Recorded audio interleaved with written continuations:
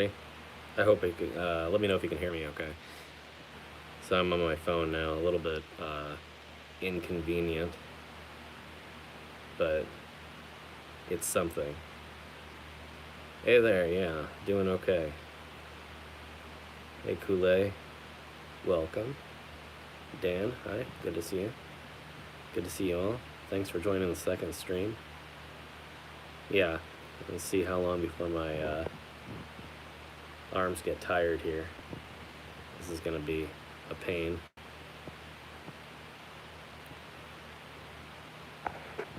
So I guess I'll just leave the other stream up since I got the important part out. To those of you who didn't hear, thank you, Lucky. Appreciate it. So yeah, the cemetery stuff is officially over. Definitely going to be moving on to bigger and better things. The 539 channel obviously will continue on, and we'll be doing stuff live on here from here on out for the foreseeable future, and there'll be some other projects that I'll be working on that'll be long form video or short form video that I'll let you guys know about, so that you can still catch full episodes if you want to do that. Hey there, Chrissy. Doing okay? Doing much better now. Yeah, I know it's a disappointment to some people that I'm not going to be doing the content anymore, but it's the best thing for my mental health at this point, and to move forward in my career here, to do something different and take a step away. I understand that it's not going to make everybody happy that I'm going to be doing that, but at the same time, like I said, I have to do what's best for me mentally, and what's best for me as a filmmaker and a YouTuber, a traveler, everything. And you know, I had things on YouTube's end with the algorithm and everything gone differently. I may have still been able to do some of that other content going forward, but like I said, YouTube just pretty much said I was only going to be able to do that type of content. And you know, I found it fascinating, and it was interesting. It was a great journey.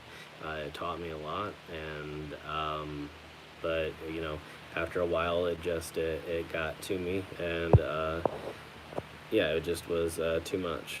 So thank you, Needle. Yeah, I appreciate that. That makes a lot of sense. Yeah, it can be overwhelming at times. Thank you, Crypt.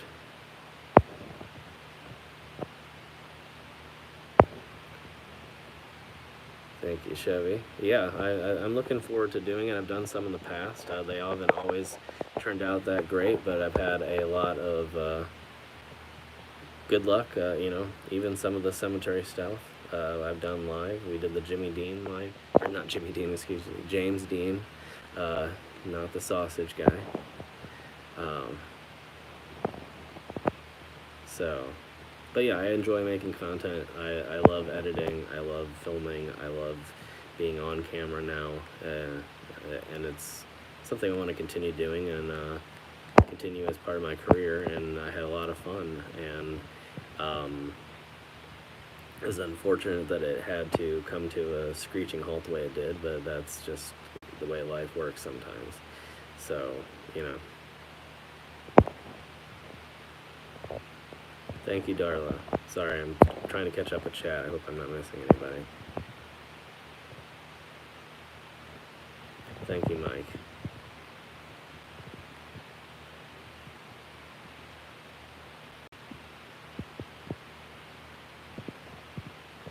Thank you, J.S. With. Yeah, I've been out there, the Woodlawn, and that's a really nice place. Hey there, Chris. So moving forward, I may be doing some travel stuff, but that's probably not going to be for a while. I'll probably be doing some maybe plant-related material. I've got all kinds of different things that I would like to try.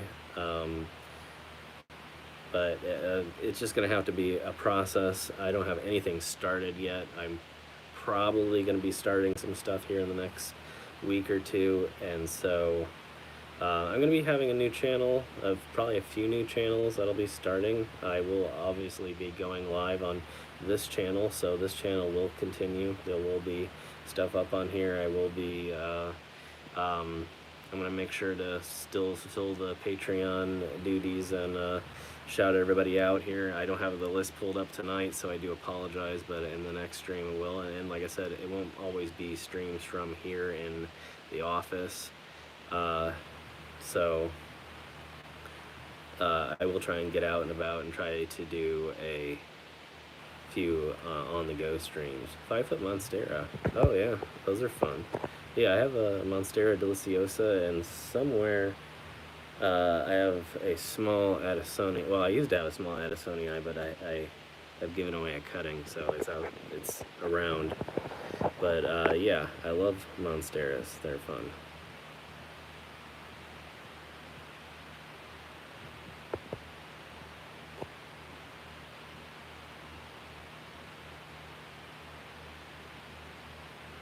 To the mall, my name. Yeah, there you go. Thank you.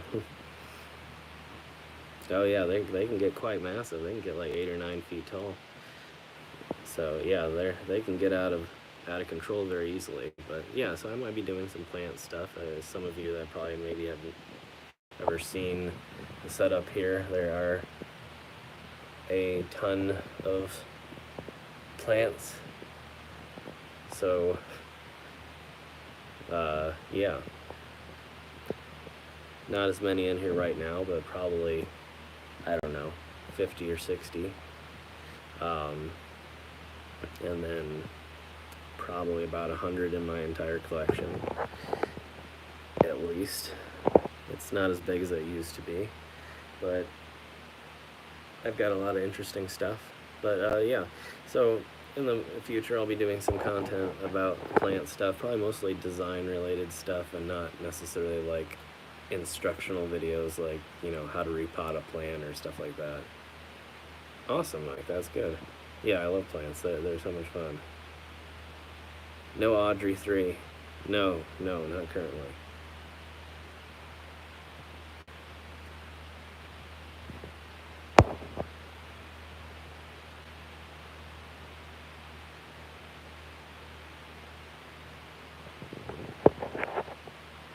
Thank you, Susan. So yeah, again, I know it's going to be different moving forward. I hope a lot of you will stick around and check out the new content. I promise it's not always going to be, like I said, in this same environment, just me chatting at a camera and expecting that to be entertaining. You know, I've definitely done that. I've done long form live streams like this for quite a while. I've done, you know, 8, 9, 10-hour live streams. If you want to check those out, I'm sure they're still available over on the second channel. Thank you guys, I appreciate it. Thank you, Crypt. Yeah, like I said, it was a fun run. I'm not gonna lie, I got to go to quite some amazing places. But as a person, it's someone else's torch to carry now, and I can't do it. And so I gladly hand that torch off and know that there's, you know, some great content out there. And like I said, you know, Tony is definitely one of them over at Cryptor, and you know, and I've got to follow my path, my dream, and it no longer is pointed in this direction. And and I know, again, like I said, you guys have supported me for so long, and that's been, you know, something that I've really thought about, and I didn't, you know, want to take a huge break to begin with, but it was incredibly necessary to, you know, to this very moment. And yeah, so I just hope, again, like I said, that everyone will come along with me and take this journey and see where it goes, and at least give it a try. See if you like it, and if not, I appreciate you being here for as long as you were, and appreciate all your views, all the thumbs up, all the shares, everything that we went through, all the places we went to. It's been great.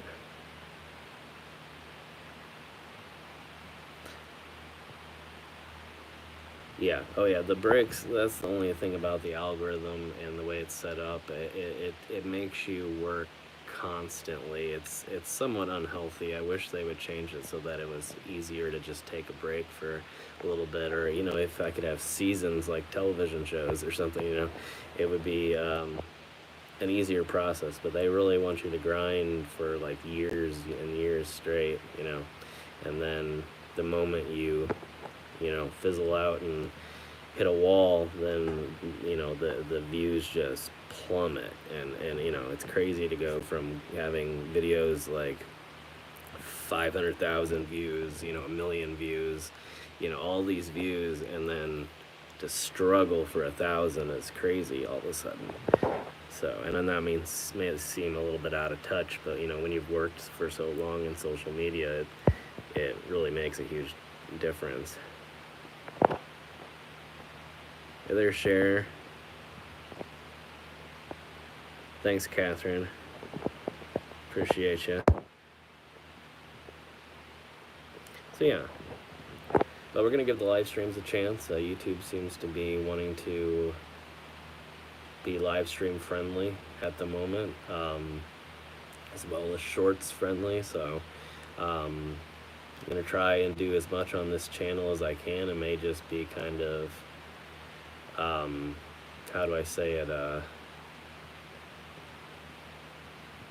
kind of a mismatch of content, but it is what it is, and if the channel never recovers from it, that's fine. There'll be other channels, like I said, to check out, and that's how we'll do it.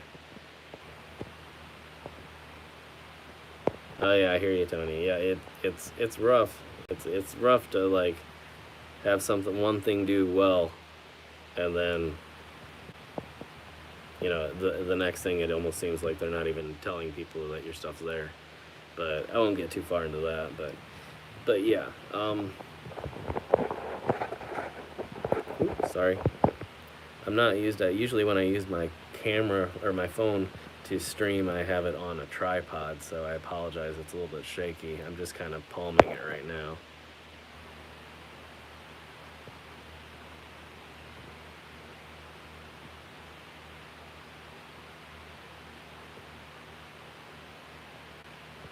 Thank you, Cher. Yeah, like I said, we'll still be doing some travel content from time to time. We'll still be going places. We'll still be having fun. And again, as the new content comes out, of course, I will update you all and let you know. Basically, the plan is kind of to go out ahead of time, film a bunch of different stuff, edit it all down, and get it ready to upload. And then basically I'll upload multiple videos so that there'll be probably weeks, if not months, worth of content on the channel. And then from there, we'll see how things go and use it as an experiment, see how well people like it. And if they like it, then I'll continue on that journey. If not, then we'll abandon that journey and try going somewhere else. But content creation was never the problem. It was kind of the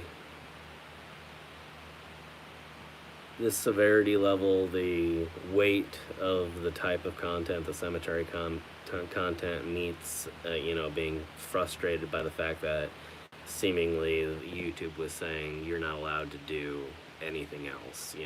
This is all you're allowed to be.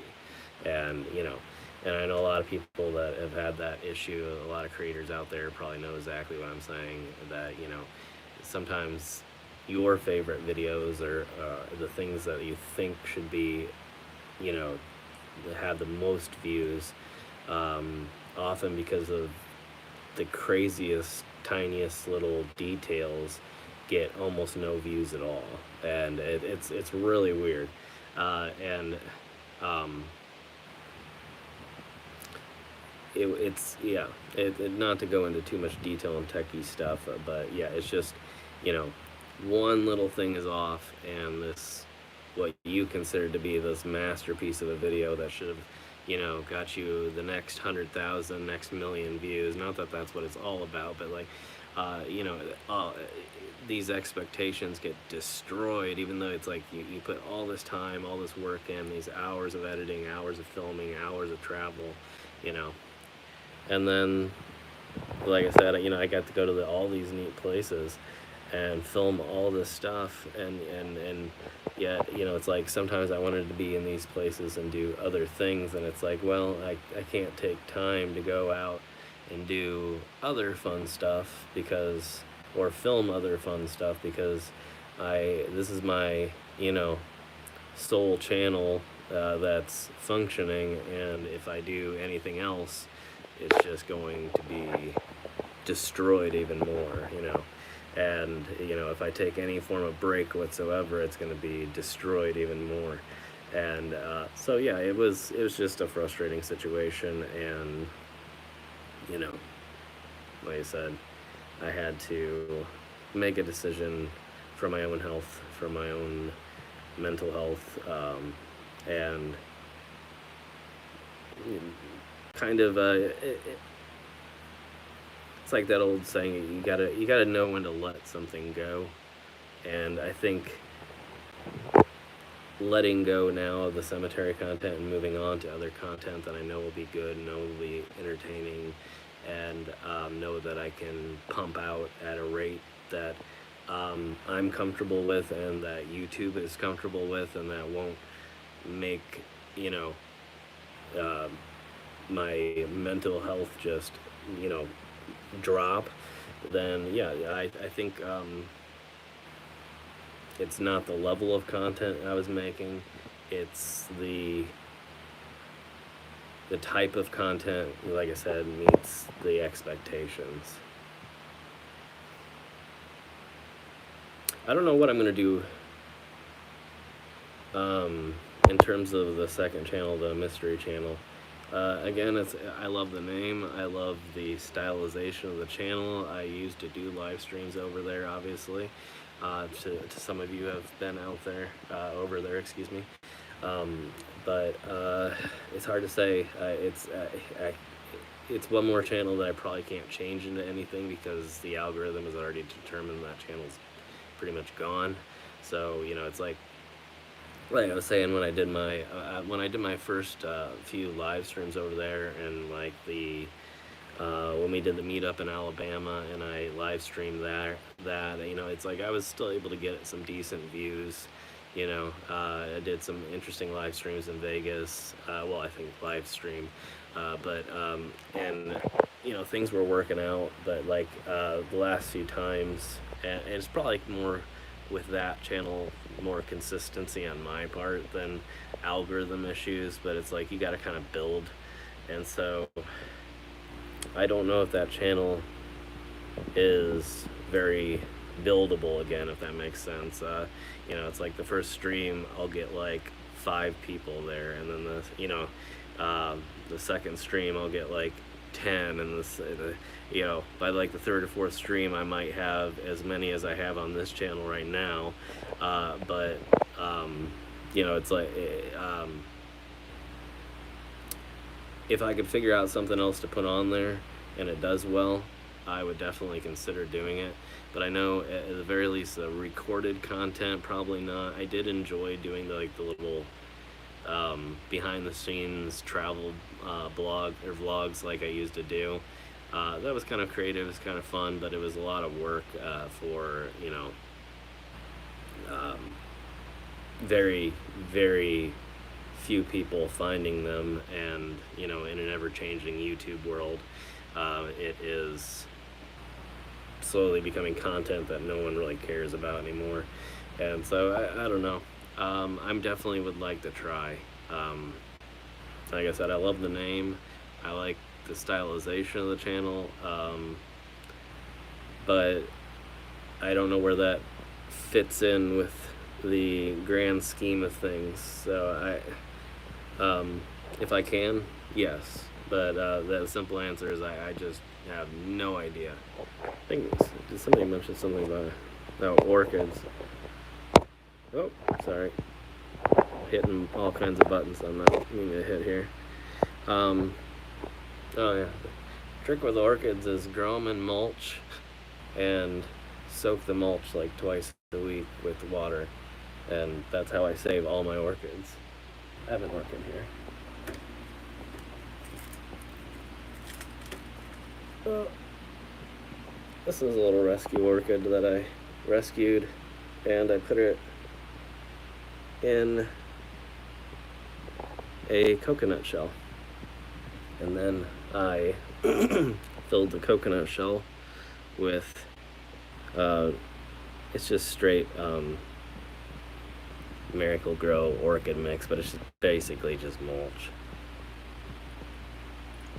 Oh, well, if I can get this back up here. But yeah, that's my little orchid, and that's a kitchen drain sink drain cover, and some chain. So I basically made the whole thing myself. But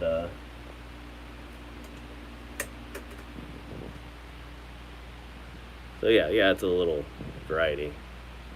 It's same species as like the stuff you get at a grocery store, the Phalaenopsis orchids, but it's a little variety. It's not blooming at the moment, but it has. But yeah, I usually just go and get rescue orchids. I have only once bought a full price orchid. I always go to the clearance section where they're all like yellow and dead, and I'll just trim the roots up and put them in good, better soil. So just don't put them in regular dirt, because orchids grow in trees, so they like barky, woody type environment when they're growing. So yeah, but I would turn my lights on, but I would have to actually turn them on from my phone, and if I try to adjust anything on my phone outside of YouTube will pause my stream. So otherwise I would show you more of my collection, but as my numbers fall, I can see that people don't really care right now. But yeah, but if in the future I start doing some more plant type stuff, I'll definitely put the links up for people to check it out.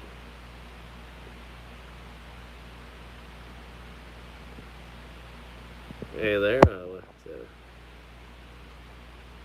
Walter or John? How's it going? Will urbex be part of the plan? It depends kind of what it is.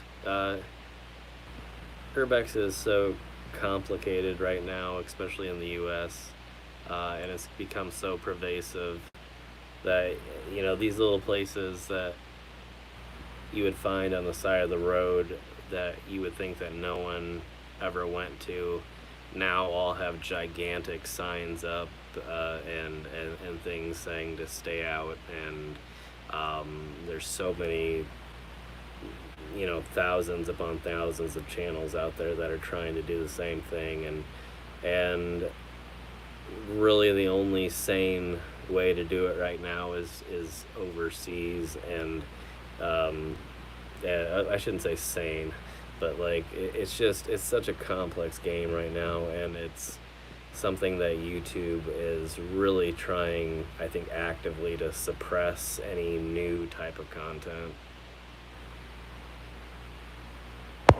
Yeah, so in the UK, basically the law says that unless you're doing something else wrong, then they just can escort you off the property. So yeah, it's complex, as some of you have seen even with this channel. I've had my run-ins, and um, it's it's one of those things I love doing it, but it's just not worth the hassle anymore. It's it's a pain, and then to get recognized by the algorithm, it has to be those crazy titles, those crazy thumbnails. You can't just go and look at a cool place anymore. You have to, you know, find something insane, or I'm sure you've seen all the different titles and thumbnails that people use to lure you into these places, and it's just ridiculous. It's um so yeah, it's just not conceivable right now. I could see maybe doing something adjacent to that in the future, that were a little bit more friendly towards content creation, and not, you know, constantly looking over your back. So I loved it, but it was just again, not here, not now. It's just it's it's changed. The entire game has changed. I started out doing it, with no camera, and you know now it's, yeah, oversaturated at the least.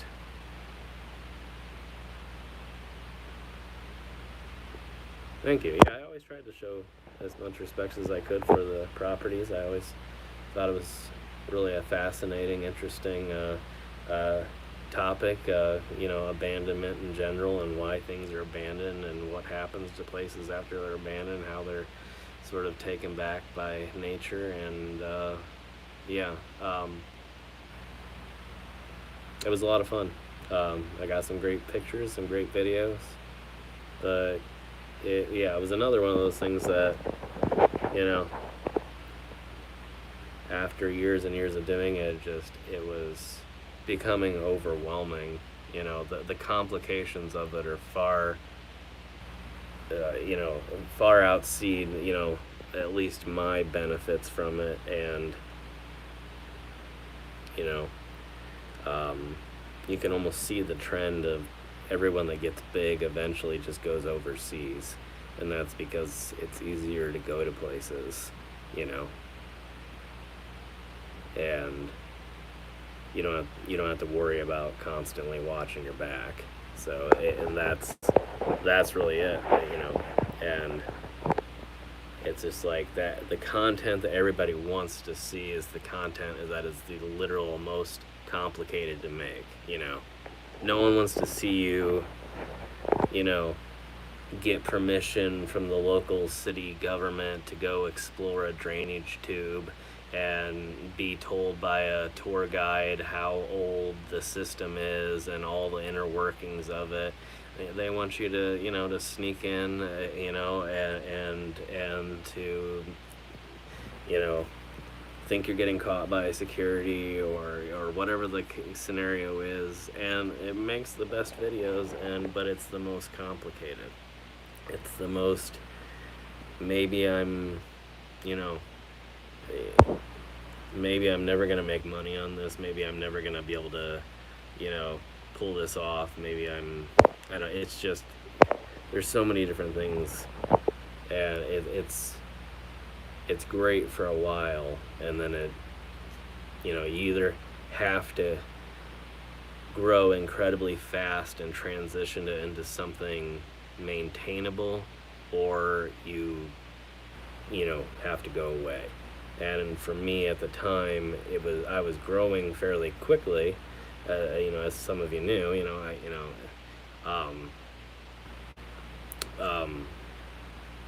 But it just not fast enough to transition into something survivable. So it's like you have to immediately pass that, like, 1 million sub mark, as quickly as you can, and then start flying to places where you're more allowed to do, these types of things. Or you just have to hope and you know, I hope and pray that everybody gives you these locations for free that there is on their property, and in my case, that happened all of once. So, um, and even with the cemeteries, I offered numerous times, and it's like a lot of people just for the hassle of it, for people knowing where things are located, don't want to just let you on to check things out. Whereas the opposite way around again clearly complicates the situation for yourself, despite making the content maybe the most interesting that it could be. So, you know, it's one of those things where it was like it was a lot of fun, but maybe it was something that I shouldn't have started it to begin with. I don't regret it because, like I said, I've always enjoyed that sort of thing, the urban exploration. I don't know. It's just one of those things. It was like I said. It was kind of a situation of location and speed of growth that what just did not work out for me. So that's that.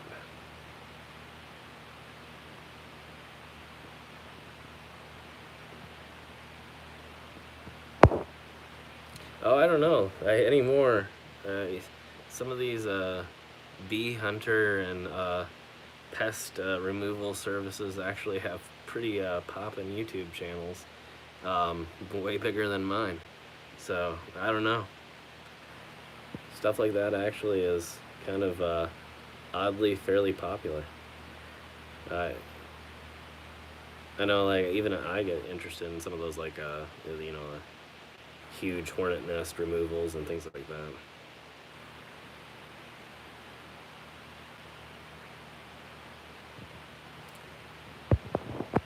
Thank you, Helen. Yeah, like I said, it over the last few years it's been overwhelming. It was probably a break that I should have taken a long time ago, but I kept trying to push and trying to push because I thought maybe if the harder I pushed, maybe the channel would come back.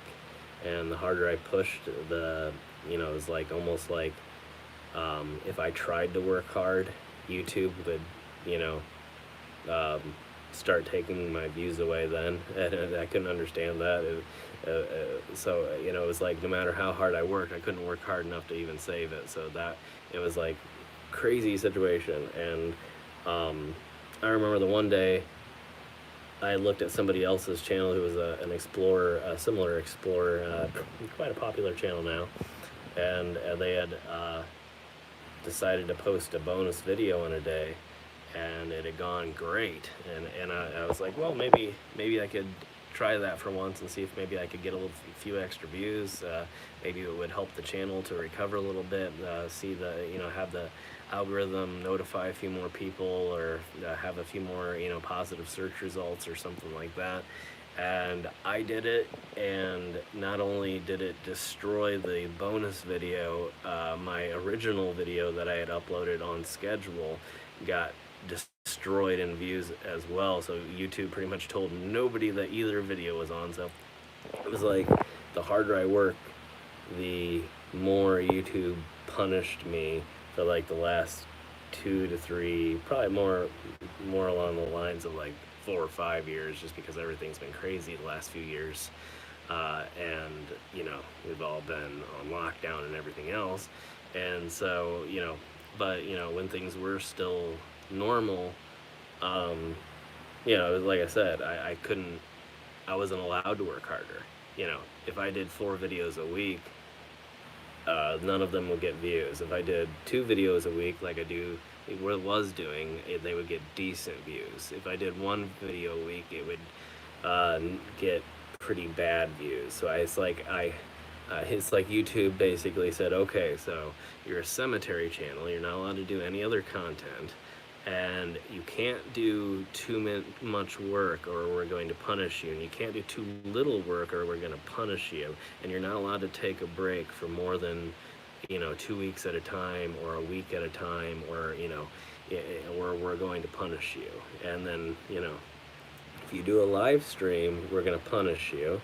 And so it was like no matter what I did, I just kept getting punished. So it was like, well, I think we're done here, and I've got to try to figure out, a way to get, you know, healthy and ready mentally to go again, to create again, to do anything again, because the idea of just continuing any longer was so unacceptable that it was it was the end of the game, you know. So I did what I had to do, and it's been very nice, despite the fact that, like I said, I've always loved YouTube. I've always loved creating. It's been a heck of a journey that I've never regretted, and it's always been something that I've been incredibly proud of, and I can't imagine ever not doing it. So, but it was just, hey there, Pamela, welcome. Good to see you. But yeah, it just, it was like YouTube stole my channel, but I still ran it, and so it was like we have to stop, and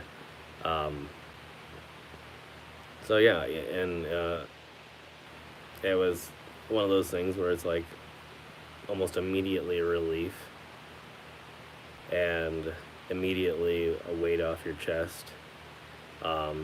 It took a lot of time to heal, but like at the same time, it was one of those things where that there wasn't a choice in the matter at that point. The future is more channels, more creation, but more healthy way of creating, and hopefully a way of experimenting with what will and what won't work, on YouTube. The plant on the chain. I have a lot of plants on chains. I have, well, it depends on which one. There's a huge Scindapsus vine going this way. There's a Cissus quadrilaris, I think, which is a relative of a grapevine. And then I have back here a Hoya. I can't remember what variety of Hoya it is. And then I have another Hoya over here. I think it's Callistophyllum. It's a fun one. But yeah, I don't know which one you're talking about, but this is a fun little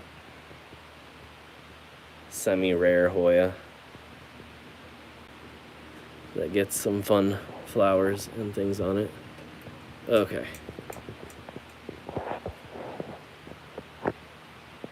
Thank you, Darla. Yes, Tony, I agree. Yeah. And it's not always logical, it seems, as to why certain channels are allowed to do certain things and certain channels can't, Not necessarily like demonetization or anything like that, but like it just seems like some channels are allowed to have different types of content, and some channels are just completely pigeonholed into one thing. By the 5. Oh, that's the beginning of the Scindapsus and Philodendron. Let's see if I can. This guy. Yeah, so it goes there, and then it climbs up, and then it goes over, and all the way up, and then it actually turns back and goes all the way back again. So it's actually, and then it comes all the way back down to the end point of the vine, which is here. So it's like 14 feet long, I think now, something like that. It's huge. And so, yeah. but all the water goes right in there, and then it distributes it pretty well so far, and then I occasionally trim it.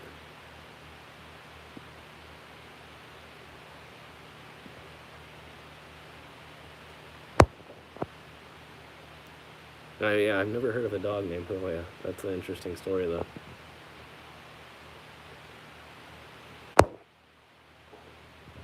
Yeah, that's an interesting one. Thank you, Pamela. I appreciate it.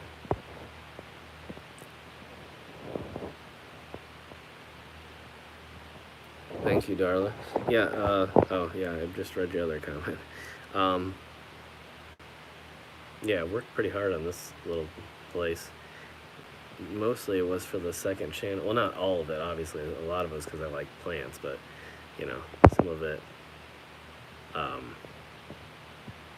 was an inspiration. Obviously, the big 539 was an inspiration for the live streams, but I haven't really been doing much of that.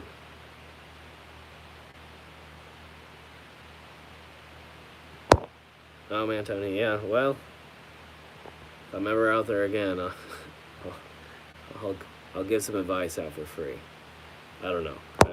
I'm not the plant end-all, know-all expert or anything either. I've definitely killed my fair share, but it definitely is a learning process, especially when you have so many. So you get the hang of it, or you end up losing a bunch of them. But you know, I've kind of done both over my time, so yeah. But some plants are easier than others. Some of them are just really hard, you know. And some of these plants that they sell in stores as like just easy house plants are like the hardest things in the world to take care of. And so it may not be her fault. It may just be the choices in plants, because you know, some things just need to be outside and they're sold as house plants and things like that.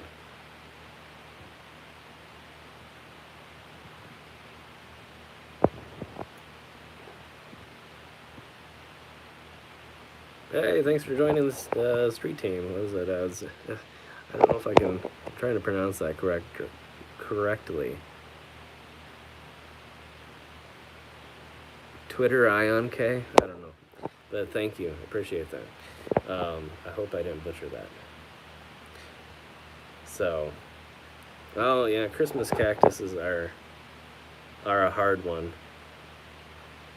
Probably because like you think cactus and you probably think dry, but the Christmas cactus likes a lot of water, and I don't even honestly know. I don't think they're even really a cactus, and honestly, I would even look at. Funny thing is, I don't know how familiar with Christmas cactus, Thanksgiving cactus, Easter cactus you are, but like a lot of times they're really Thanksgiving cactus being sold as Christmas cactus, because Christmas cactus is so rare. So they may have sold you the wrong plant too. Silent Forgotten, welcome. Good to see you. Thank you for being here. Excuse me.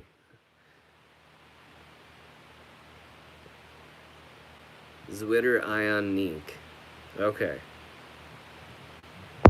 Like Ionique. We'll see if I'll try to remember that. I'm sure I can.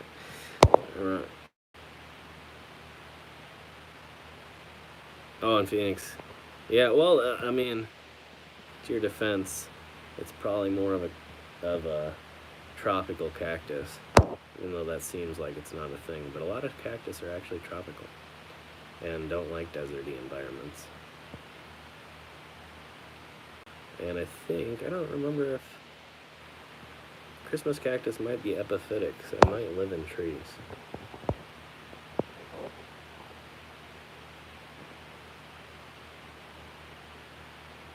Many thanks, Witter. Appreciate you being here. Appreciate the membership. And make sure to shout you out in the next video, as to all our members and Patreons. Definitely going to be still giving credit out where credit's due. So if you're on the Patreon list, you'll still be mentioned in the live streams as it were in the regular fashion videos. True Blue, welcome. Silent Forgotten, thank you for joining the street team. Again, appreciate it. Appreciate y'all. And like I said, we will be trying to make these streams interesting in the future. And not to say that, maybe it's not interesting. Hopefully it was a little bit interesting. But we will be trying to go other places, out and about, and do live streams similar to what I did before, but probably not cemetery content. But, there's the abandoned campground video, which actually was a completely illegal location.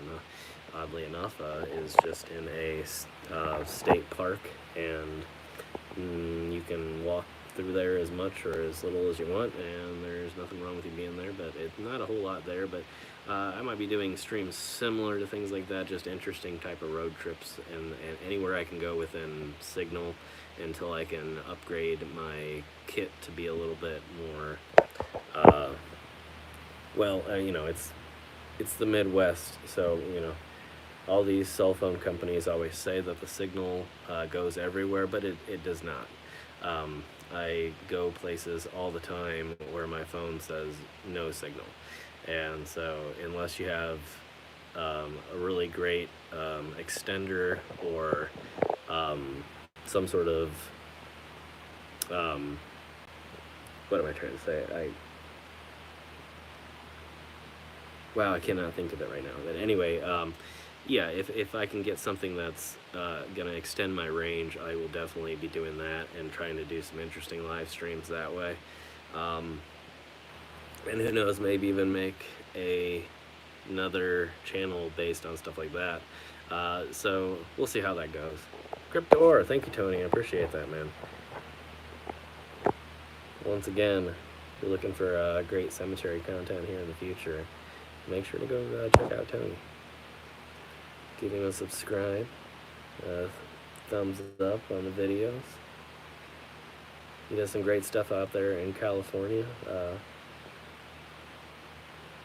Really close to, well, pretty much in the same exact city where I was exploring out in California when I was out there.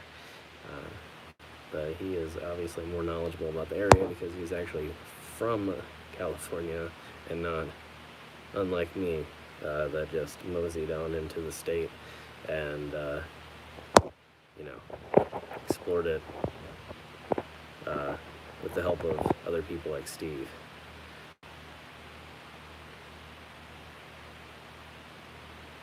Yeah, I need to find a good signal booster or get some good satellite internet or something like that. I don't know.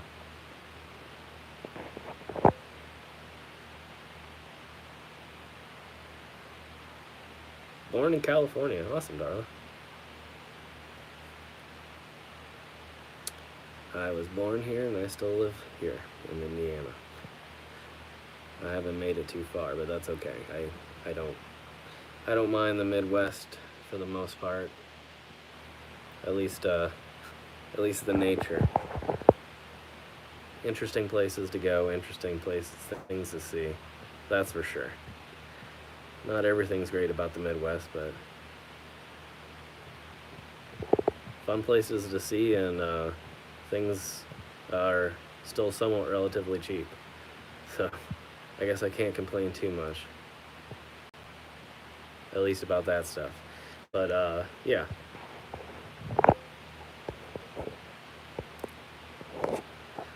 So yeah, unfortunately, the one thing I can complain about is the cell phone signals. But honestly, I think I lost signal in California too. I'm pretty sure when I crossed the border from sorry, I was trying to think of I can't think of names today. Not the state, but what is the mountain? Is it Sierra Nevadas that you go through? I think maybe. But I think I lost signal doing that. If that's the same mountain range, I'm not really positive. Absolutely, man. Yeah, you ever make it out to Indiana, I can show you a lot of cool places. Or Ohio, or Michigan, or whatever, I've got so many places marked on the map, it's ridiculous. But yeah, absolutely. I'm still down for collabs. I'm definitely still down to take people places. Um, not opposed to all that. Maybe I'll do a live stream while we're doing it, but yeah.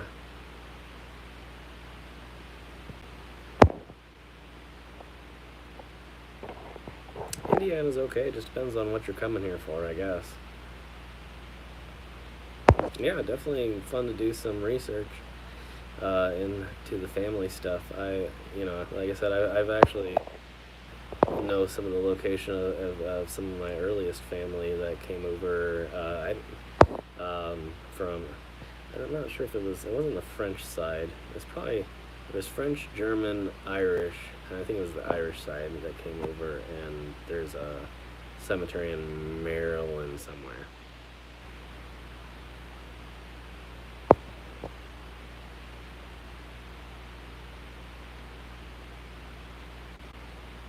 That's awesome, Silent Forgotten.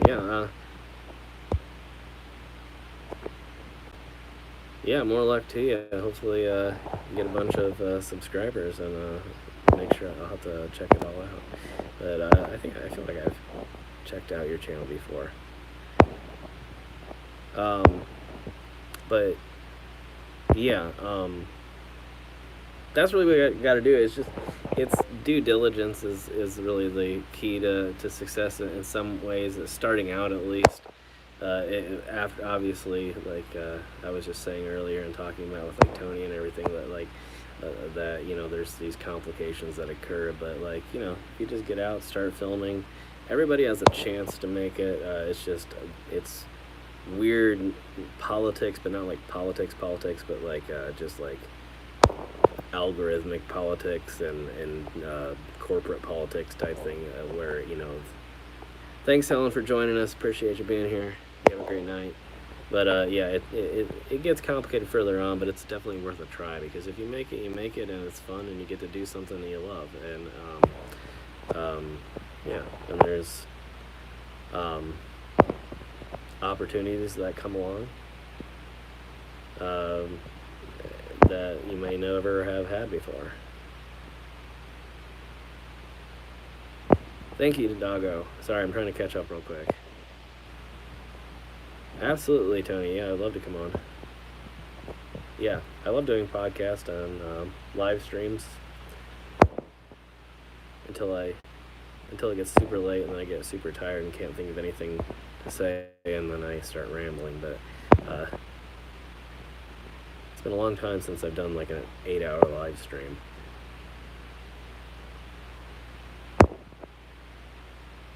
Thank you, Silent. I'm just going to say Silent, because if I say Silent Forgotten every single time, but yeah, I appreciate that. And the thought that I even inspired anybody to make anything is, that's flattering, and, that means a lot. Fargo. I would love to go to North Dakota. I've never been there. I've never been to Fargo. The only thing I know about Fargo is the movie, and I'm sure that that's probably a problem.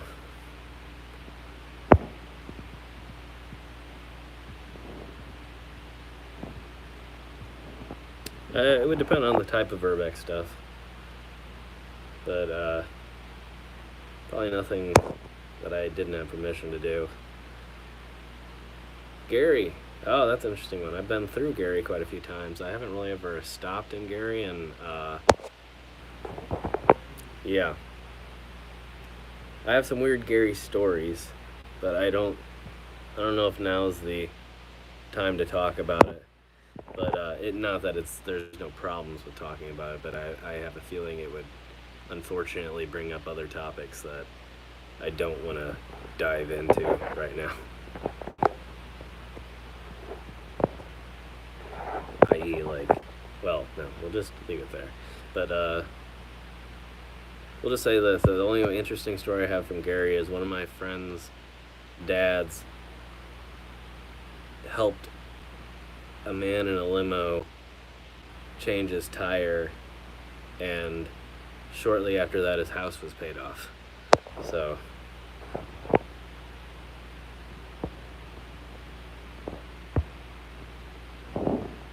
Uh, oh yeah, where is that? I can't remember the name of that cemetery, Tony, but I know the one you're talking about, the cemetery, Mausoleum Row. Um, yeah, that was an interesting one.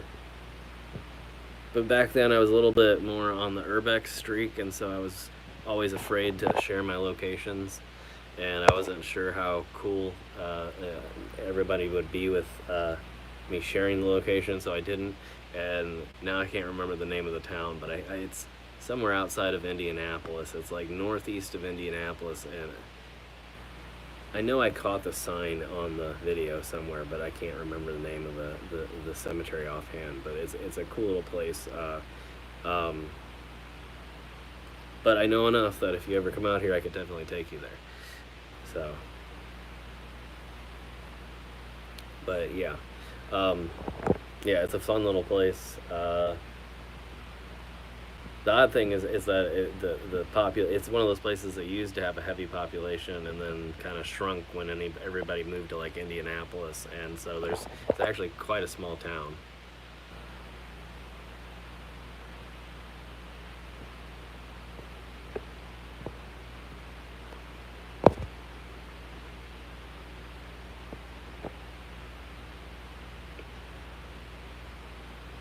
Yeah. I don't think he was expecting to get rewarded for it, but I guess it goes to show you if you just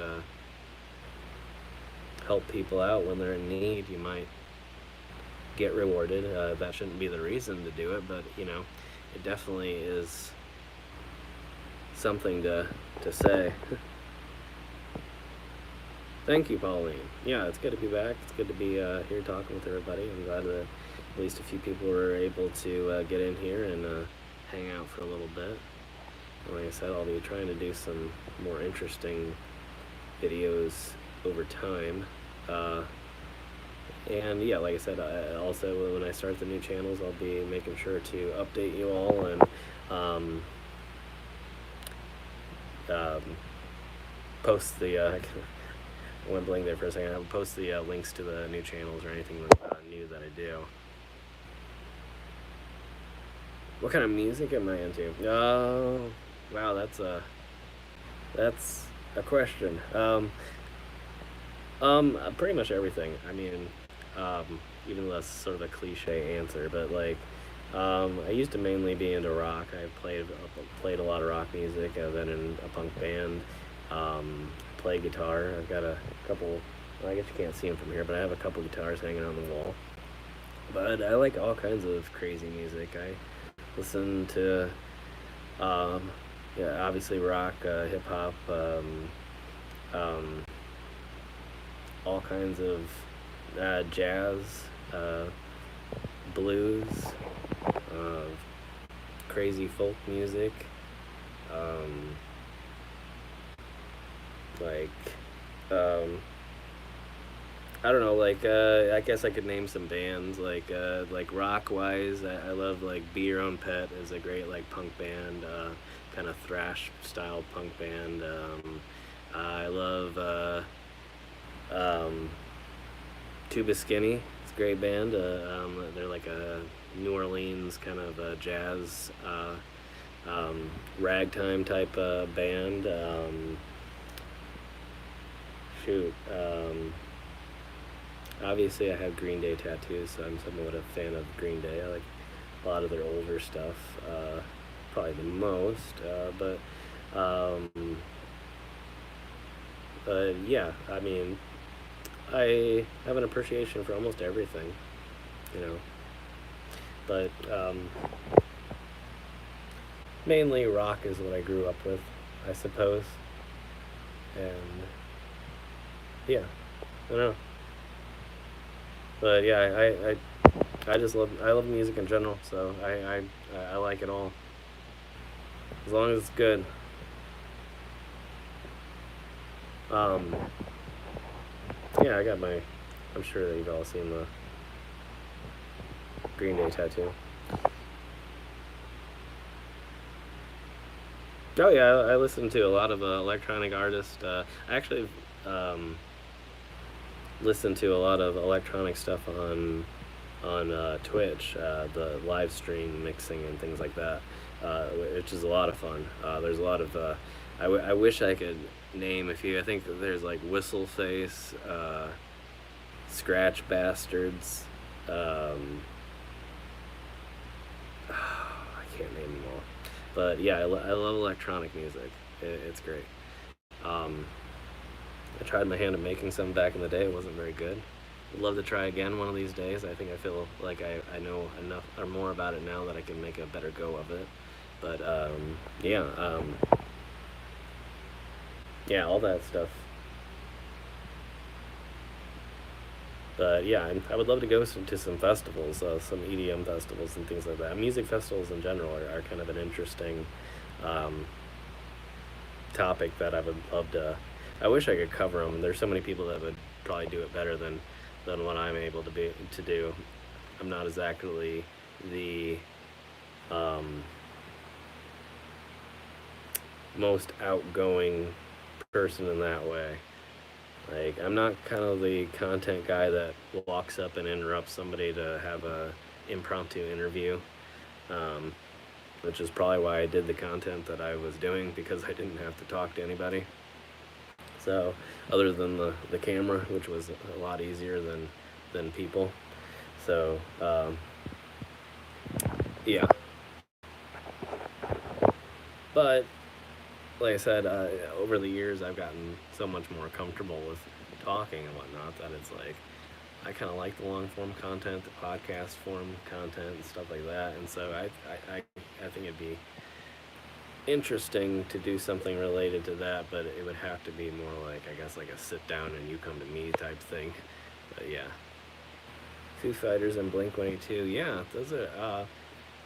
Actually, my first album was the Blink album. I've never bought a Foo Fighters album, but I've always been a fan. Um, I've never seen either of them in concert. I have seen Green Day once in concert. And other than that, I've seen hundreds of rock bands, but I did get the chance to meet one of the members of Green Day, and that was the drummer, Trey Cool.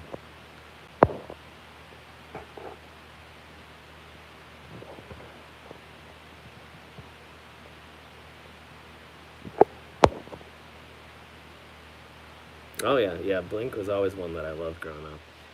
Still do. I think they've made some really interesting music that they've been kind of off and on over the years. Obviously, they're, it's like one moment they're broken up and the next moment they're back together. But some good stuff. Yeah, Tony, I agree. Yeah, I compare myself to the first time that I went out and filmed something, and the awkward feeling of hitting the record button, and it's almost like this. I don't know. It's this weird sort of error that it all of a sudden you don't know anything to say. It's like you're completely blank. You have no clue what you're doing, and then somewhere along the line it clicks that you're just talking to people, but you're talking to people in a long form where they have no way to respond at the moment, but eventually they will, and so you end up just treating it like everyone's right there with you, like you're guiding them, like everybody's just sort of peering over your shoulder, and you're just sort of pointing out the interesting things that you're seeing, and it slowly becomes an interesting. Greta Van Fleet, I've heard that name. I'm not really too familiar. Thanks, Lab Brad, appreciate it. Um, I probably have heard the music. I'm bad with names to begin with, so if I heard some of the songs, I probably would recognize it. But I haven't been too heavy into listening to new up and coming stuff recently, so I'm a little bit behind on the times. Nine Inch Nails, yeah. I always loved listening to Nine Inch Nails.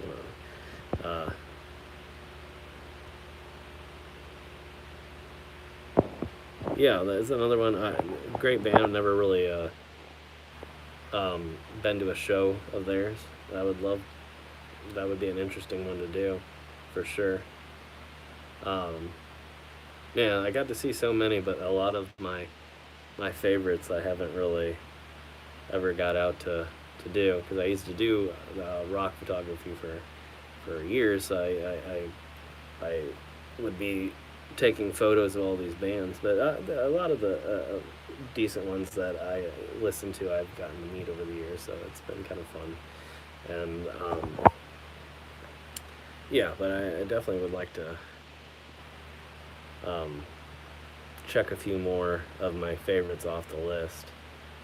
Um, Although I'm sure a lot of my favorites are probably already, seems that everybody that I end up liking a lot and thinking is going to have a huge future ends up breaking out. Led Zeppelin. Oh yeah,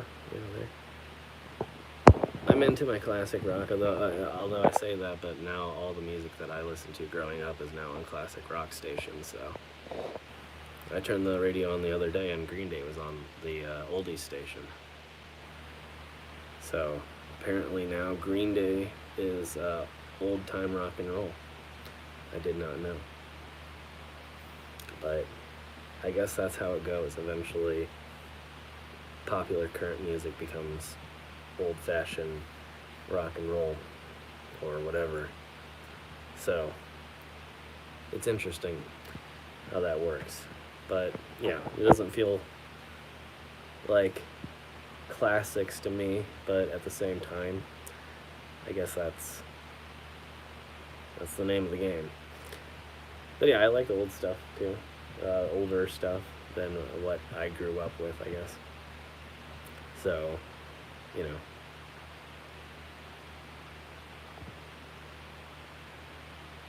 Churches with a V. I'll have to look that up. Yeah. A lot of autographs. A decent amount. I didn't ever really. Sometimes I was usually the person behind photographing for the radio station, so a lot of times I didn't. But like a few bands I've gotten.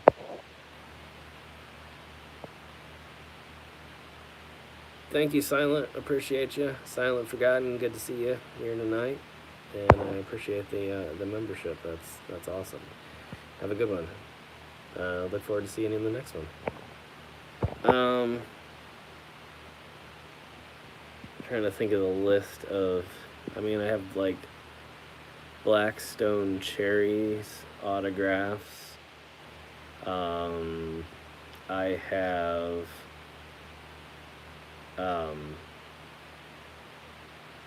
I guess the sad one would be Static X. I have Wayne Static. I have that around here somewhere. I would like to, I don't know if I want to get it framed now or if that's too sad. I don't really know. So, but yeah, but I don't know. I just don't. I haven't collected a lot of autographs. But yeah. But the Wayne Static was a really nice guy, and it was a pleasure to meet him. He was incredibly nice and almost shy, and so that was a lot of fun. And it was unfortunate that he passed. And I'm glad I got the chance to meet him before he did. So. Yeah, I hate to, it's not something I want to brag about. I don't think it's a bragging moment, but yeah, it was just something that I was happy to get to do, and obviously not something at the time that I thought about or expected that would be, so. But Blackstone Cherry, awesome guys. I actually met them quite a few times at quite a different events. I had not heard about his girlfriend passing. She was there too. I met her too. Actually, I think her autograph is on the poster, if I remember correctly. Yeah, that's horrible. But yeah, no, Blackstone Cherry is probably one of the few bands that actually knew me, like that I would go to multiple events and see them from time to time, and actually had any form of relationship with. Uh, so that was cool. Yeah, I went to a bunch of. They were always doing radio events with us for some reason. So like I've been to so many weird places with like Blackstone Cherry. Like we were at a Harley Davidson store, I think slash dealership together. Um, I guess that's the weirdest one. I don't know. It's not that weird, but I don't remember why we were at Harley Davidson, um, what we were promoting, and why Blackstone Cherry was there to help promote. But it was an interesting thing. But yeah, fun guys to hang out with. Uh, cool people, down to earth, that'll actually remember your name the next time they talk to you. So that was pretty cool. But yeah, another part of my life that was fun, but rock photography is also a complex world. Kind of a weird, weird world to navigate, but also a fun part of my life. Sort of like you too. But you know, I think I've talked about that somewhat on other live streams on the Mystery Channel. Well, probably quite a bit. Um, but yeah, I've probably met several hundred bands now, but I don't do that anymore. Obviously, I've not. Oh, how long has it been? It's probably been about maybe not a decade. Yeah, I'm not sure. I can't remember the exact years, but it's been quite a while since I've done that, and I have no relationship with the radio station any longer. But yeah, I think who else would stand out. I guess somewhere, I don't know if anymore. I know that Five Finger Death Punch asked me to use some photos. I think they're the only band that really ever reached out that way. But I never tried to really get a job in following a band because I didn't want to be on the road that much unless it was going to be like my own band. So that didn't really ever happen. So I didn't really necessarily want to go on tour with somebody else. But it would definitely be an interesting life. That's for sure.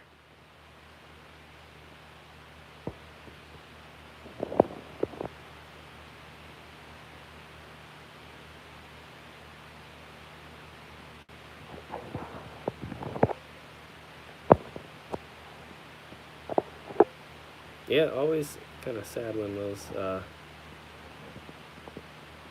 band members that you know and respect and love their music pass. You know, what can you do? But yeah, it sucks. But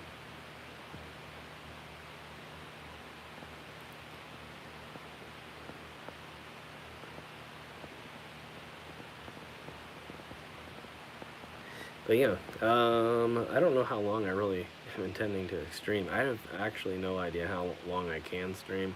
I haven't looked at my battery in a long time on this phone. I've been streaming now for what, 75 minutes.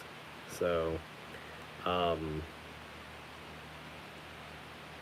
guess before, yeah, I'm not saying 100% we're going to end it here, but I will repeat a few things. Well, not repeat, but update a few people. I'm going to try to do a stream at least once a week here going forward, and I will obviously notify everybody via a post or maybe a short. I'm not really sure. Probably more of a post like I usually do to let everybody know when it's going to be and what I'm going to be doing. But yeah, just stick with me, be patient here, but we're going to get things back moving, and we're going to be back to somewhat regular content creation at some point, even though it's going to be different. But like I said, I will get back to actually creating long form episode type stuff at some point here. Um,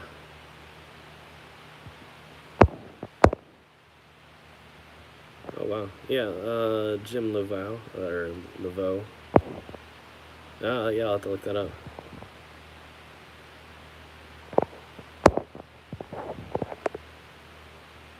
Yeah, that's interesting. Huh? Yeah, that's a lot of big names.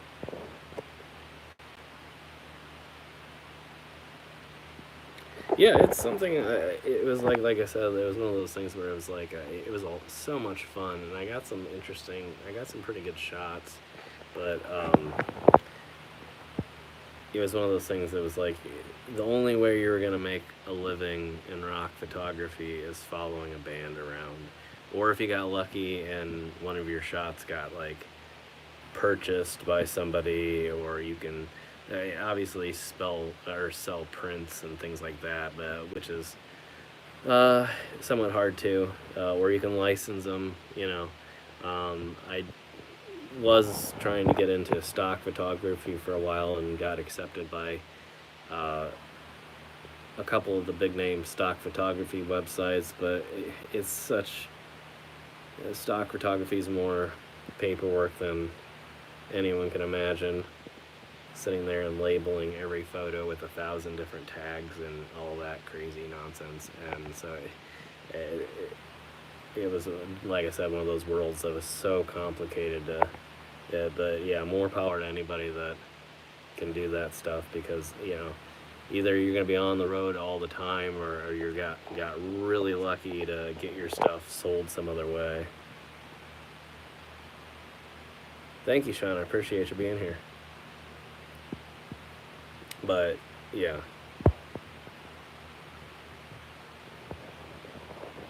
oh no worries, Chris. But yeah, yeah. I mean, any photographer that makes it and makes a really good living doing it, it's crazy awesome and really lucky. But the Midwest is a terrible place to try to make it as a photographer. Not that no one can, but out here, it's hard to even be like a wedding photographer. You know, the Midwest is the area where you find your cousin that's really good at photography and you have them do it for free. So, and no one buys art prints, and no one, like it's it's like a desert for photography.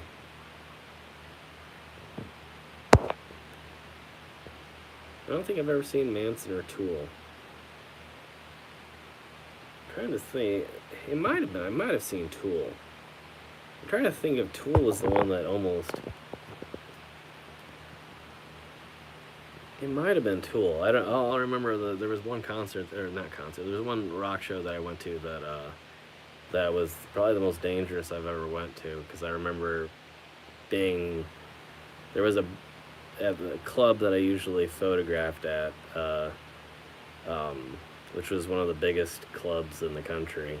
Um, it had a barricade about 5 feet from the stage.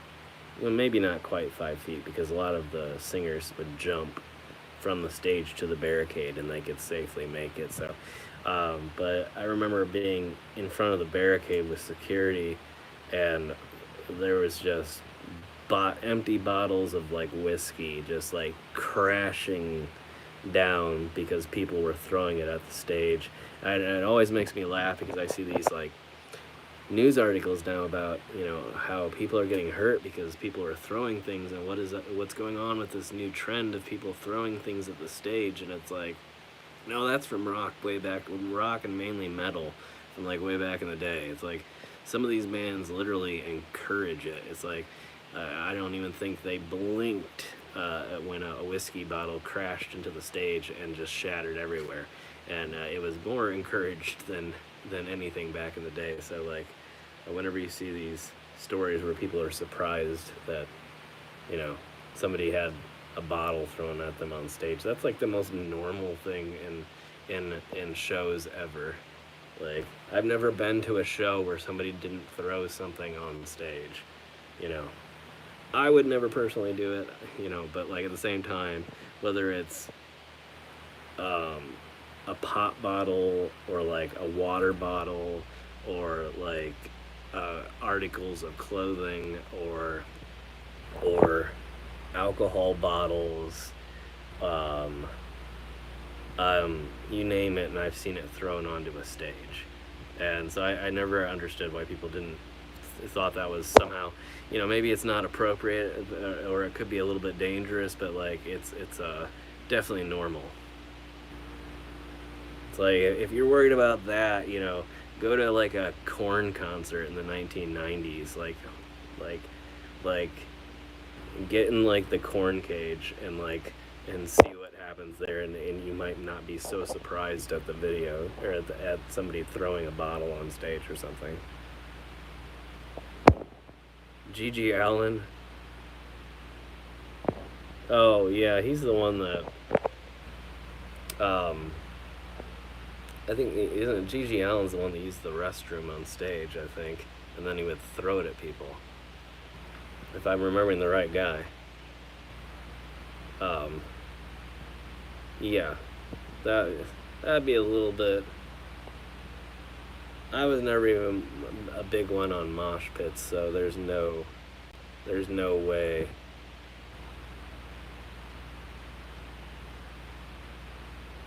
Yeah, that's a little bit much for me. Yeah, I saw a documentary on him, um, with actual video. But yeah, it's crazy. Aerosmith music. Yeah, I've never seen any Aerosmith ones, but I've heard about that. I believe I know Green Day used to like get in fights with audience members from time to time too. There's some interesting videos on YouTube.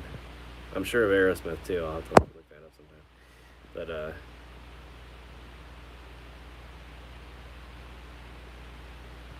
yeah, if you're not easily disgusted by bodily fluids and you're really into punk rock, I would suggest looking up Gigi Allen, the documentary. I'm not sure where it's available. I don't know. It's probably on YouTube somewhere. I don't know if they have it on Prime or Amazon, or not Prime or Netflix or Hulu or whatever. But yeah, no. But be forewarned. I'm not suggesting you watch this. And if you don't like the aforementioned things or have problems with like that sort of thing becoming queasy, don't watch it. Yeah, you've been forewarned. You've never been to a concert like that in your life. You've never seen anybody do that like that in your life, and you're gonna be shocked. It's shocking. It's crazy. The guy is probably a absolute legend. Um, um, rest in peace. Uh, but the things that man did on stage, or lack thereof a stage, depending on the shows that he did, but is just beyond absurd. Like, I guess if um, wow, why can't I think of I can't think of his name now.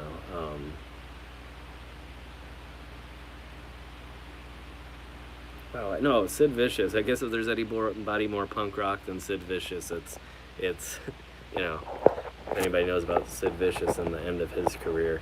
If there's anybody else, it's probably him. Yeah.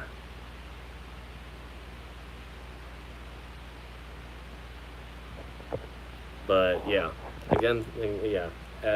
Watch at your own peril,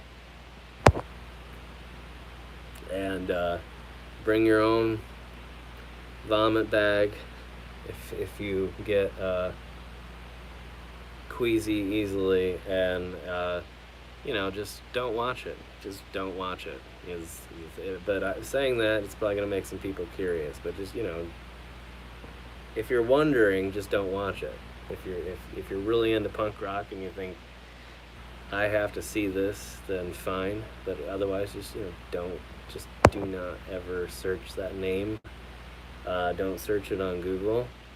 Don't search it on Google Images. You'll find stuff that you thought that you never would have to unsee. And yeah, oh yeah, I would love to have seen Queen. That would have been amazing.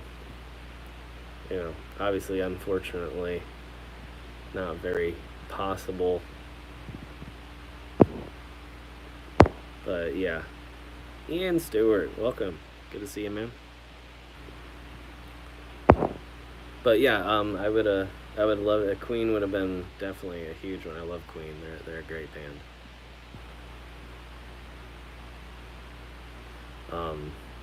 Yeah, well, that was a odd line of conversation to get on, but yeah. So, but yeah, I love the punk rock scene. I've gone to see a lot of, well, not a lot, but some really awesome punk rock bands, both mainstream and underground. Very different.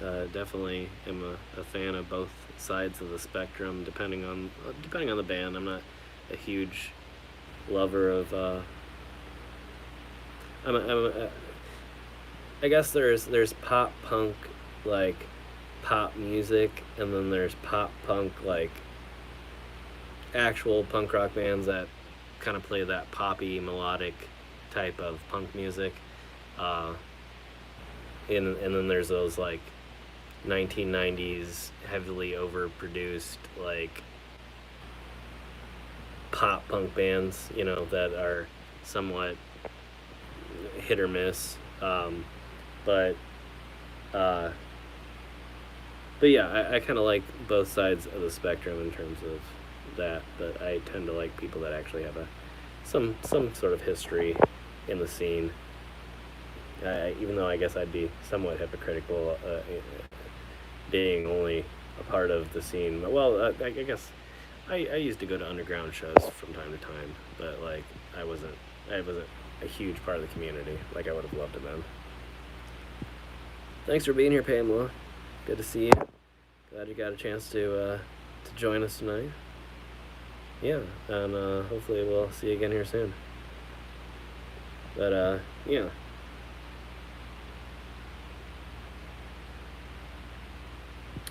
So.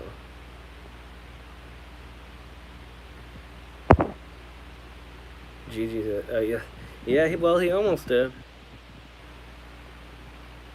I mean, he performed basically one last show and then went home. Well, I don't know if he went home, but he went somewhere and OD'd. So yeah, pretty much within hours. But yeah, it's crazy. Still kind of tragic. Well, I shouldn't say kind of. It is tragic, even if it's technically his own doing. But I've talked to a lot of rock bands, and it's kind of one of those things where it's like either you burn out from substances or you burn out because touring is so hard. So it's like, choose one, Either you're gonna go absolutely insane mentally from touring for years straight or trying to make it or doing whatever, or you're going to eventually, wind up in rehab or whatever, maybe not necessarily that story, but like, something similar. It's touring as a rock band or any type of big music performer is just not a natural thing. And so it's sad, but it's like people want these people so much, and there's so much money being made in different areas that there's just the thought of like health, sort of like we've been talking about tonight, the thought about like mental health is so low on the list.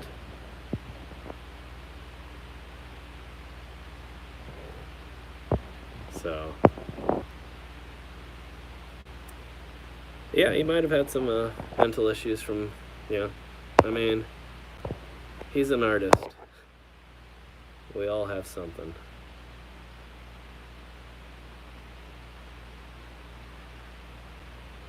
Yeah, it's rough. Uh,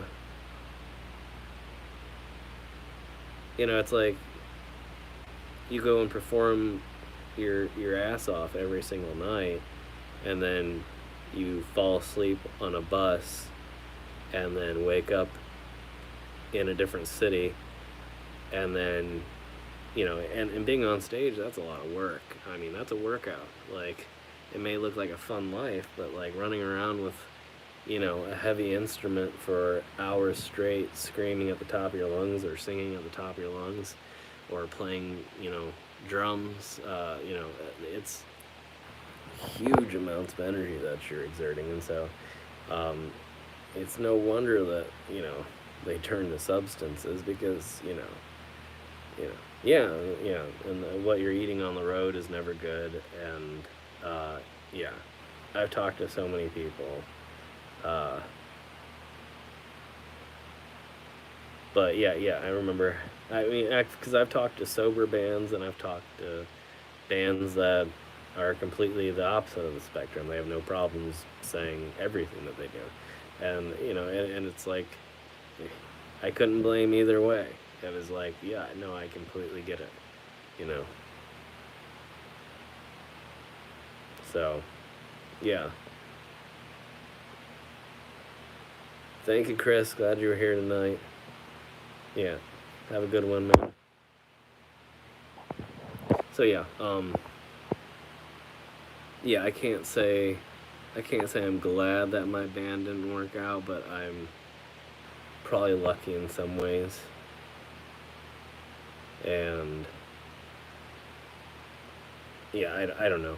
It's hard to say because you don't know the life that you would have lived had it been different, and you only know where you are. So I mean, but yeah. Tony, my man, have a good one. Good to see you. Thanks for coming out. Thanks for supporting. Appreciate you, and thank you for the membership. And yeah, again, everyone, check out Cryptor.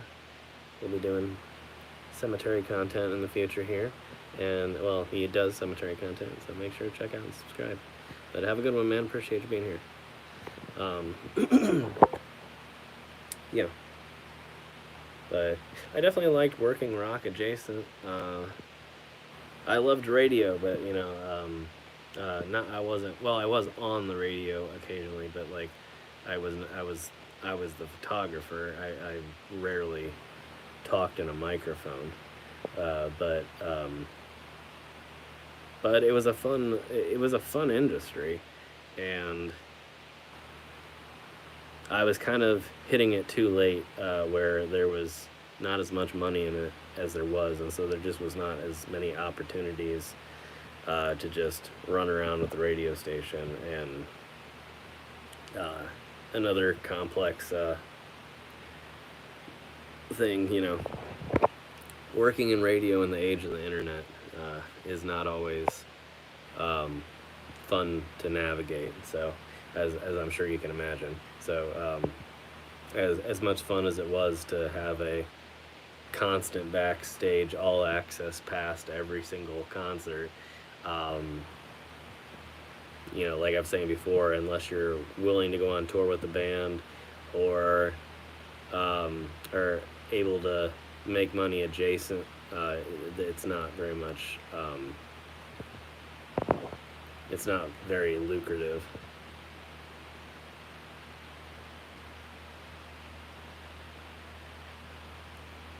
A sunken grave.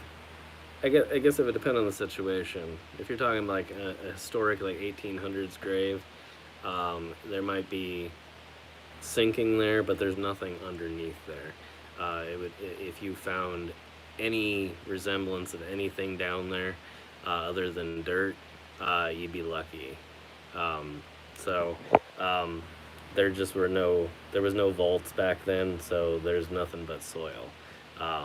People have tried to like repair stuff like that, to dig up, and most of the time there's just nothing there to be worth digging. Oh no, I meant like like with permission, even like people that have attempted to like restore cemeteries and stuff like that.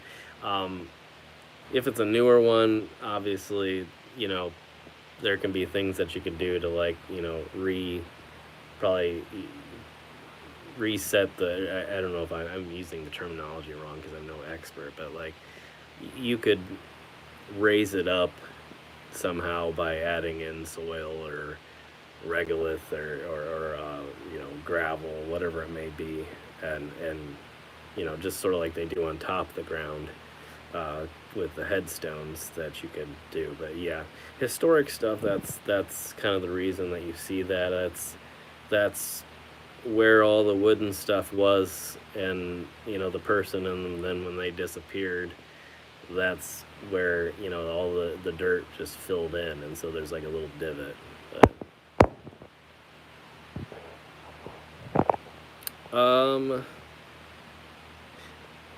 depending on the cemetery and the location, there's a lot of great information historically, um, even in like different government offices, different libraries. You know, is a great resource, and not just like, yeah, courthouse, but not just like old books, but like libraries that have archives, like microfiche archives, which is like a small film that they keep like newspapers and things on. Um, Also, some states, like I know Indiana, has had luck in that a lot of authors have covered the subject here, and so there's a lot of there's people that like were authors from like the late 1800s that made books about historic cemeteries, and so you could go and look at those records or his book and see different places um, that he had located and found in the 1800s, and so you can go back and sort of reference it and get different things like that. So, you know, just like we do these days, people did similar things back in the day, but just differently because the technology was different. So, you know, if you're interested in anything really, but you know, cemeteries specifically, sometimes the greatest resources to go to is historic publications on cemeteries. Um, findagrave.com is another great resource that sometimes brings all that information together as sort of like a social media engine that anybody can.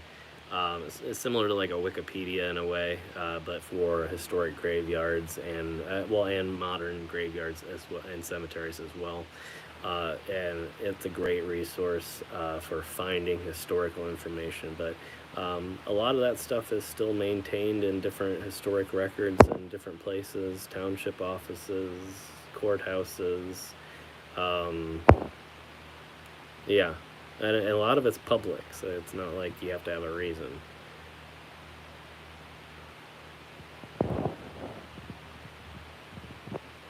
Thank you, darling. Yeah, I'm glad I was able to bring people around for such a long time and show people so many interesting locations, and you know, whatever the location was, you know, it was a lot of fun, and I had a great time doing it, a great time going to so many different places, so many different states, and meeting so many different awesome people, and getting a chance to create with them, and I had a heck of a lot of fun, and I'm hoping to get to do stuff like that again soon.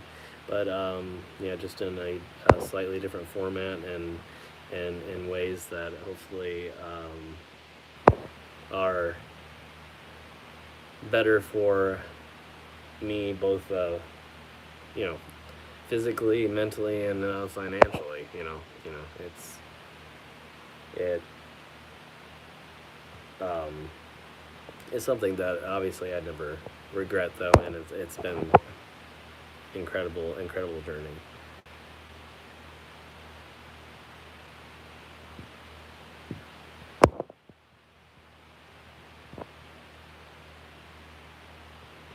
So, but yeah, wow, we've been going 100 minutes now. I guess we're 20 minutes away from 2 hours. I don't think we're gonna make this an incredibly long stream though tonight.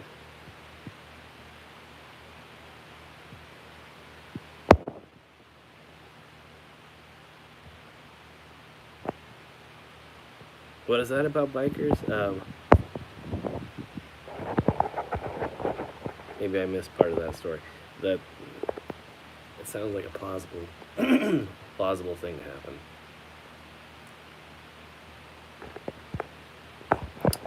But yeah, as I said in the beginning, it wasn't a break that I wanted to take. It was definitely a break that I had to take. So it's just one of those things where you know life happens sometimes, and you have to take a step back, and you know, um, yeah.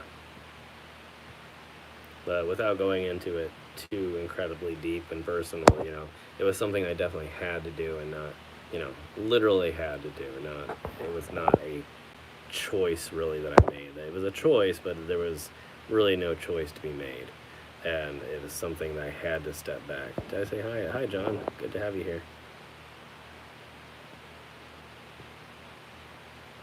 So, apologies for the long break, for the confusion. Um, had I been able to do something earlier, to say something earlier, uh, I would have. But when I say it was not possible, it was not possible. And yeah, it was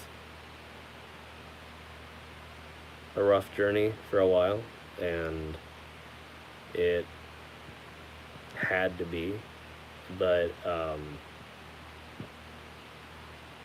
yeah, now I'm ready to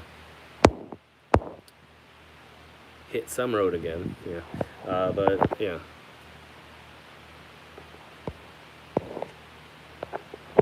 Any new plants? I don't even know. I've got a new bromeliad up here. Oh yeah, I did just get a new cactus. I don't know if you can. This is a monkey tail cactus. You can see it goes all the way down there, and then is all the way up. Right there. Not that one. Somewhere up there, beyond the cissus. Oh, I can't show it. There we go. Probably not worth it, but yeah, the plant is worth it. The view is what I mean, is not worth it because it's so dark right now, and I can't turn the light on without exiting out of the live stream. So maybe on a day stream sometime I can. But yeah. Other than that, I have no idea. I guess I have a new philodendron. That's cool. Let's see. I have this one here. This is a philodendron squatophyllum. It's got cool little. Oh, it's kind of blurry. It won't let me set the focus. But anyway, you can kind of see it has little spiky hairs all over it. But yeah, like I said, my grow lights over here have all turned off for the night, and I just have my decorative lights on now, which you can kind of see. But I have a few different. It's just hard to. There's a few air plants. There's a snake plant. There's a button cactus over there, and then old man cactus. And then I have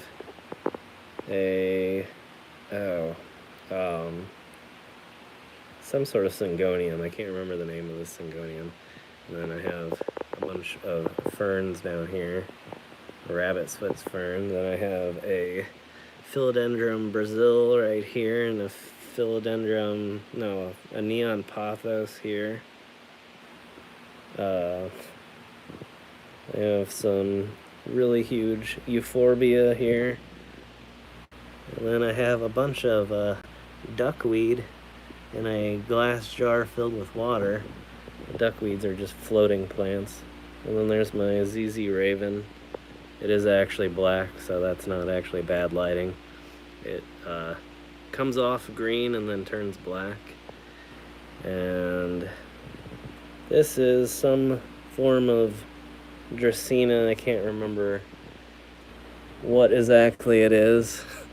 And then I have this guy is a drunkard's dream. That's kind of a epiphytic tree-living succulent. And there's another snake plant. And then I have this cool little guy, which is another snake plant in a little terracotta face here. And I don't know, I have all kinds of stuff. I don't know if there's anything. A few ailing Boston ferns. This is part of a Boston fern here. And there's my donkey's tail right here. So I have a monkey tail now and a donkey's tail.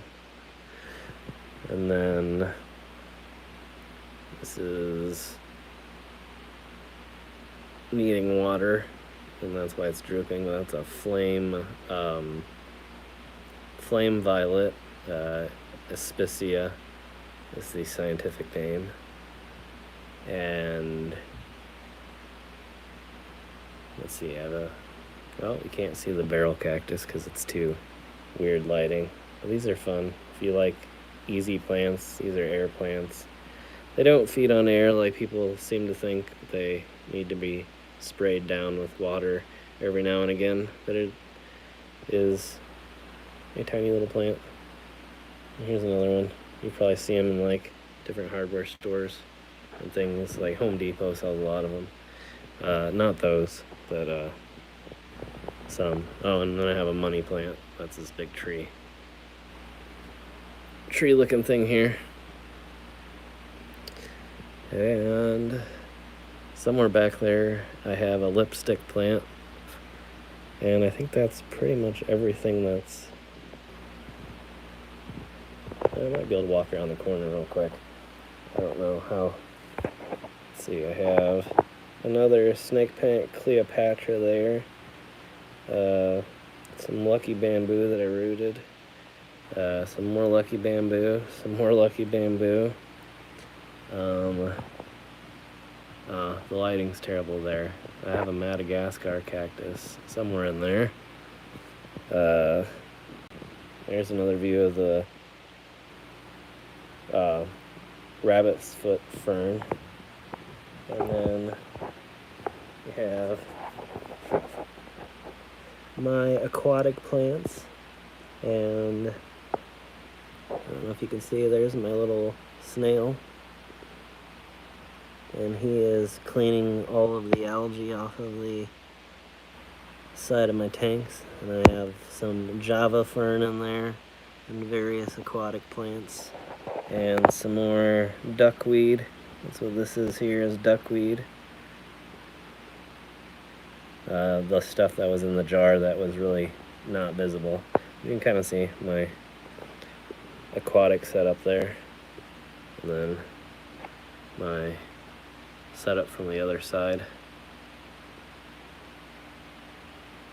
So, not super impressive right now, but it looks better during the day. And then I have a empty bucket there, which used to contain another fern that I'm rehabbing right now. That kind of had a little bit of a die-off. And okay, I should probably flip the camera around because I don't think I have anything. No, my stream password's not up. Okay, good. I don't want to dox myself and let somebody hack my channel.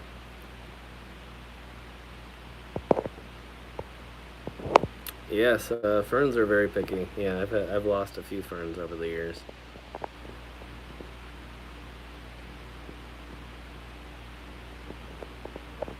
Yeah, I've actually gotten a few things. One of the ferns that I've gotten on clearance that was marked off like 90%. I think I paid $2 for it, and it was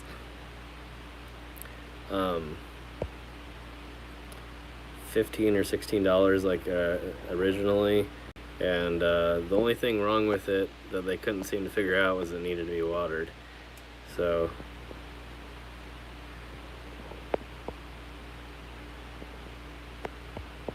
yeah, thanks for all the plant love. Appreciate it. Yeah, yeah, that's my other love in life is the plants and all that.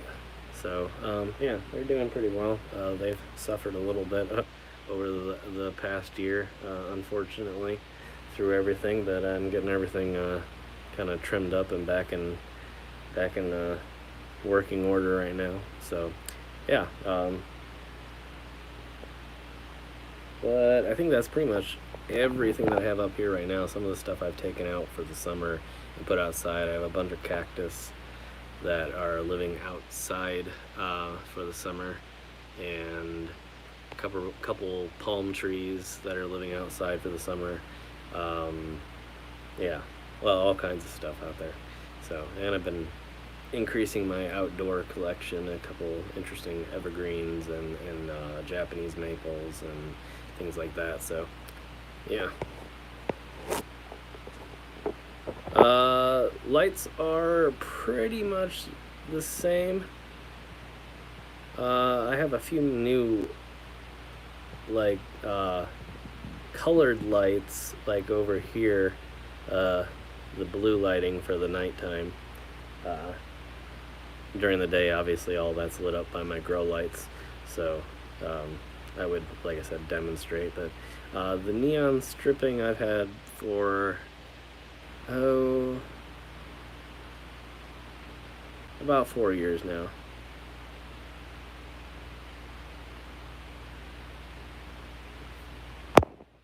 The dragon plant turned out to be a tree. Yeah, it's funny how a lot of house plants aren't actually very small plants at all. A lot of them can be 30-40 foot high trees if you really grow them in direct sunlight.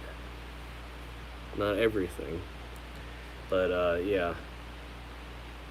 yeah, Japanese maples are fun. I unfortunately lost my first one last year, but I got a new one this year, and it's been doing really well. So hoping to at some point increase the collection, but I need to find new places to put them before I do that. But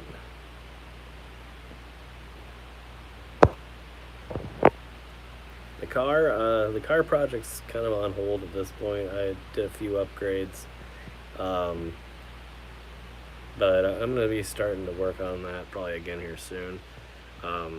The intention originally was to do paint this summer and to do the truck bed liner painting on that, but due to everything else that's been going on, I've kind of taken literally a break from everything. So unfortunately that got put on hold too, but definitely something I'm still going to be doing. The work I've done on it so far has been good, and I've had a lot of good luck upgrading things all by myself. Well, obviously I've had many years of experience doing that, but like yeah, I don't intend to give up on the project, but it is another one of those things that I had to put on hold. So, but still doing okay, still sitting there waiting for some new work to begin, which will probably, like I said, be painting it black. So or something. I haven't really decided. It's going to be some form of truck bed liner, but I'm not sure if I'm going to go like black or if I want to do like an olive drab green, like an army style green, almost. Not, it's sort of like this, but like a much lighter. So I'm not really sure. If I all of a sudden disappear, it's probably my battery dying, but my phone so far has not popped up to say that I have a low battery, so I'm kind of afraid because I feel like it should have popped up by now to tell me that. So if I suddenly just freeze out of nowhere, my phone died and did not warn me that I was low on battery. So I have no idea what percentage I'm at, but I can't look. And I don't know where I'd have to run and get a battery.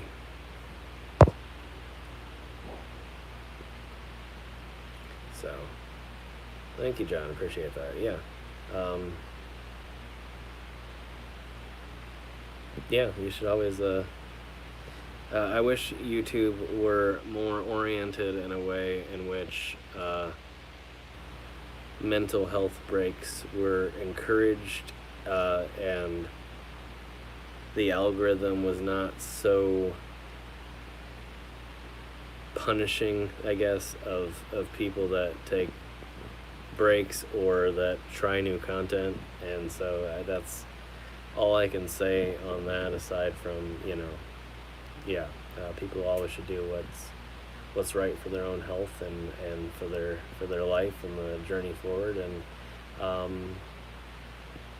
never be afraid to end something that has no future in it, and to explore the option of whether that is the case.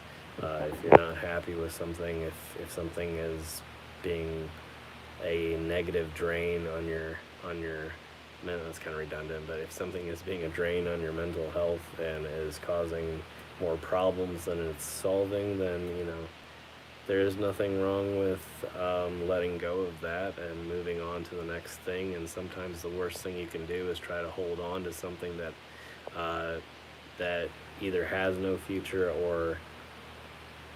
or maybe shouldn't have a future, at least for you.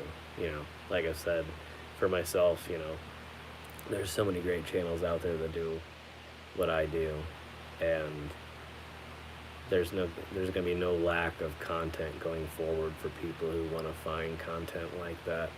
And for me to be able to realize that this is just not for me is more of a positive step in the right direction, and getting to a place where I can fulfill what I want to do and the vision that I see for the future, while at the same time clearing the path for other people to take over. Not that the algorithm already didn't do that for me, but it's time for those people who are truly made for this to take over that content. And I can only be happy that I inspired a few of them, and glad to be a part of the community for as long as I could be.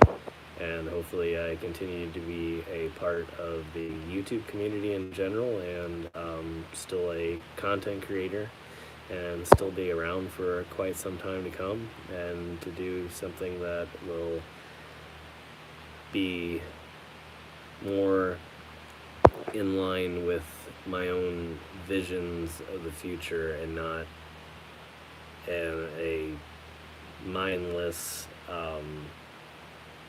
algorithm on a system somewhere far, far away that's deciding that here's what's popular, now go with that. Thank you, John. Thank you, Darla. I appreciate you guys being here.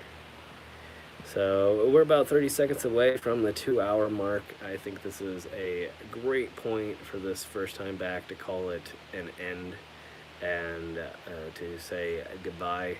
I appreciate you all being here tonight. Thank you for understanding. Thank you for listening, for all the well wishes, and to all of you who have commented on my videos while I've been gone, to the people that have asked about me while I've been gone, the people that have checked in on me while I've been gone, to my creator friends that have gotten a hold of me while I've been gone.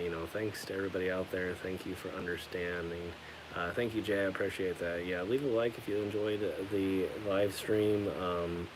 And like I said, this isn't the beginning, or this isn't the end. It's just a new beginning. It's just a change up of content. I know it's going to be disappointing for some that the content's going to be changing, but it's the best thing for me and the best thing for the channel, the best thing moving forward. And so, yeah, but thanks for hearing me out.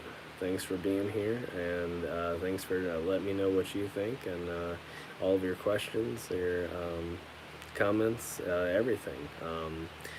yeah, good to be back. Good to be back in the swing of things. And yeah, I will see all of you in the next video. But as I said before, make sure to keep an eye on your homepage for any posts that I'll be doing to let you know exactly when and where that'll be. And I'll try and give you some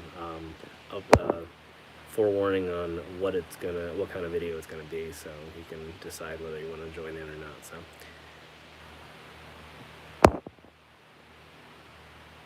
Chevrolet 402, thank you, appreciate that so much. Thank you, darling. Yeah, appreciate you all for being here. Thank you all so much. Have a great night, and once again, good to be back.